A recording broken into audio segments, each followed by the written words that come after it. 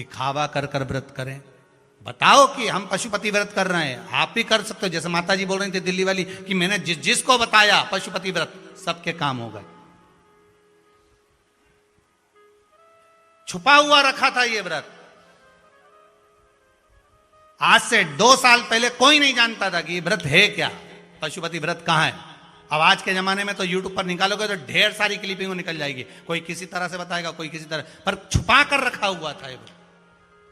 श्री शिवाय नमस्तुभ्यम मंत्र छुपा कर रखा हुआ था, निकलने नहीं दे रहे। अगर ये सरल सरल चीज लोगों के सामने पहुंच जाएगी तो फिर लोगों का व्यापार कैसे चलेगा? लोग तो यूं ही शंकर जी पे जल चढ़ा चढ़ा के नहीं अपना काम निकाल लेंगे, 5 दिया लगा लगा के। फिर लोगों का व्यापार तो सब ठप नहीं हो जावे। यही कारण तो होता है ना कि सीवर वाला महाराज बुरा है। वो बताए क्यों? तिजोरी का माल लुटाए क्यों?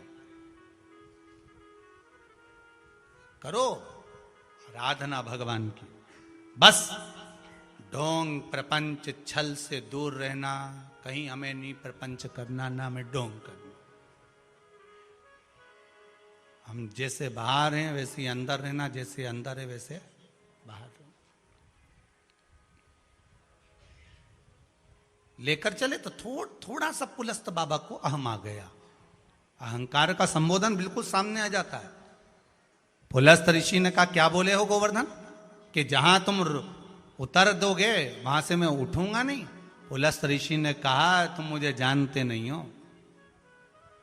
तुम मुझे पहचानते नहीं हो। अगर मैंने रग भी दिया ना तो तुम्हें उठाने का बल मुझ में है।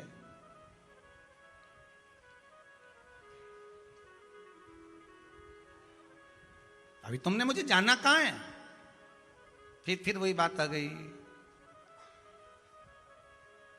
मैं दिखाऊंगा कि मैं हूं क्या। मेरा समय आन दे, बताऊंगा मैं कि मैं हूं कौन। ये व्यक्ति का अहंकार है। और फिर एक दिन छाती में दर्द हुआ, हॉस्पिटल ले गए, डॉक्टर ने कह दिया इसका समय आ गया। अब समझ में आया कि समय आना, इसका समय का इंतजार नहीं।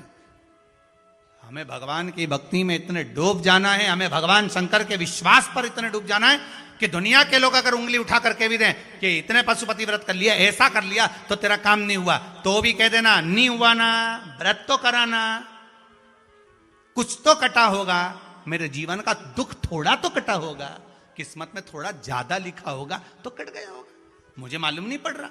हो सकता है मेरी किस्मत में और ज्यादा दुख होगा तो कम कर दिया होगा भगवान ने, मुझे मालूम नहीं पड़ रहा। अरे क्यों चक्कर में पड़ी हो आप शिव पुराण के, क्यों चक्कर में पड़ी हो वह सीवर वाला महाराज के फालतू के। वो तो प्रपंचा जैसी बात।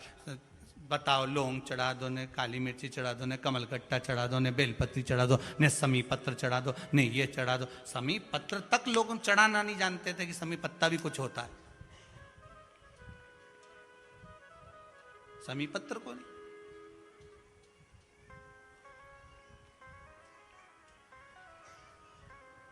चढ़ाओ, भाव से चढ़ाओ, दिखावा कर कर नहीं हमें कुछ चढ़ाना।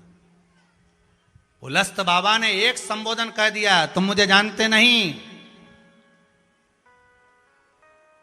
और शिव महापुराण की कथा कहती है, जब शंकर के दरवाजे पर जाना, जब शिव के मंदिर में जाना, शिव कथा में जाना, शंकर के अनुमोदन में जाना तो शून्य होकर जाना।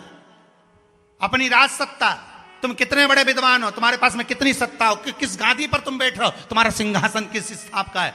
शंकर के सामने कोई सिंहासन नहीं चलता, कोई सिंहासन नहीं।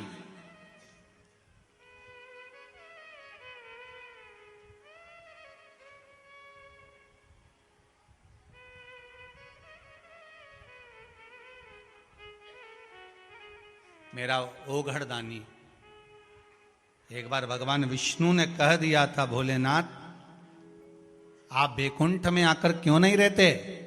शंकर भगवान कहते हैं, जहां मैं रहता हूं वहां वैकुंठ खुद आता है।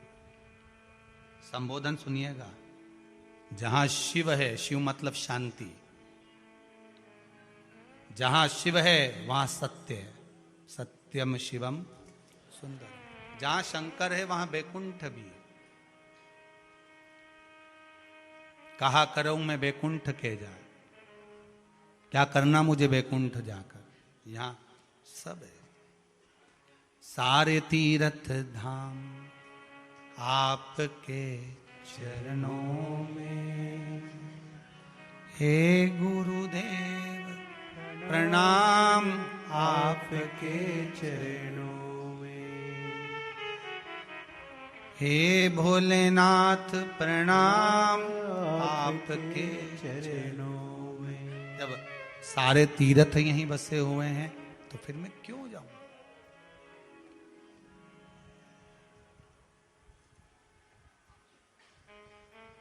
क्यों?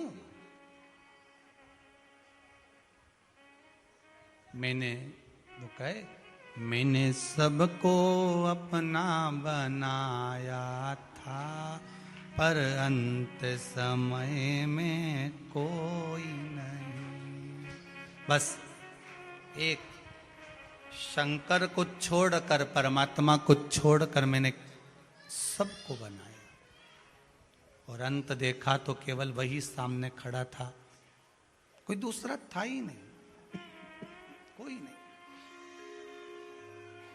उलस्त बाबा का संबोधन रहा, आप मुझे पहचानते नहीं हो, चले लेकर गोवर्धन नाथ जी को, और ले जाते ब्रज में, ब्रज 84 कोस में, जतिपुरा में गोवर्धन नाथ जी को, ब्रज मंडल में,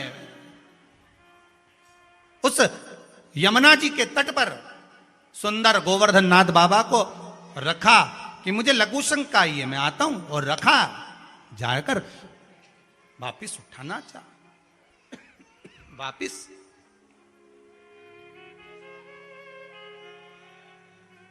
फिर उठाया उसको वापिस,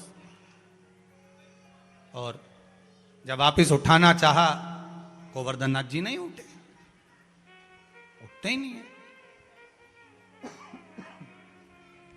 बहुत प्रयास किया पुलस्त बाबा ने,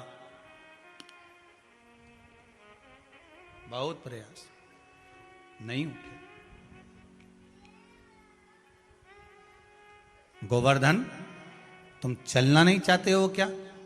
गोवर्धन नाथ जी ने कहा, मैंने पहले ही कहा था कि अगर आप मुझे रख दोगे तो मैं उठने वाला नहीं हूं। बस जब व्यक्ति के अहंकार को भगवान तोड़ता है तब उसको क्रोध आता है। क्या आता है? क्रोध।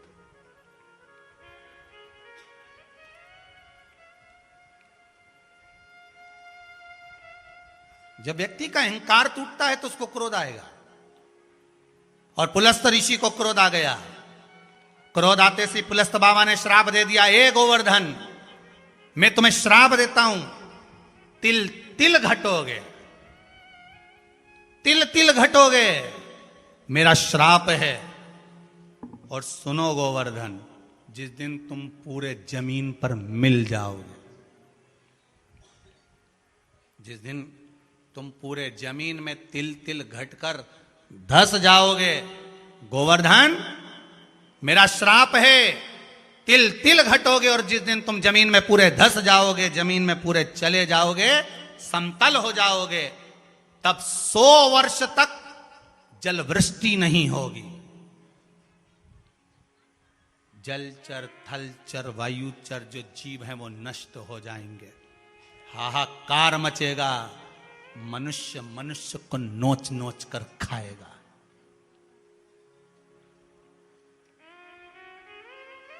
मेरा श्राप। आप लोगों ने सुना है कि नहीं सुना कि तिल तिल गोवर्धन नाथ जी घटते, तिल तिल। मेरा श्राप है। अभी 100 वर्ष जैसे ही तुम भूमि में समाहित हो गए, तिल तिल घटने के बाद जब तुम भूमि में चले गए, सब समतल हो गया, तब 100 वर्ष तक जलवृष्टि नहीं होगी, सारा ब्रह्मांड हिल जाएगा, जलचर थलचर वायुचर सब इस श्राप को झेलेंगे। अरे ये अहंकार टूटता है ना, तो व्यक्ति का जब अहंकार टूटा तो क्रोध आया।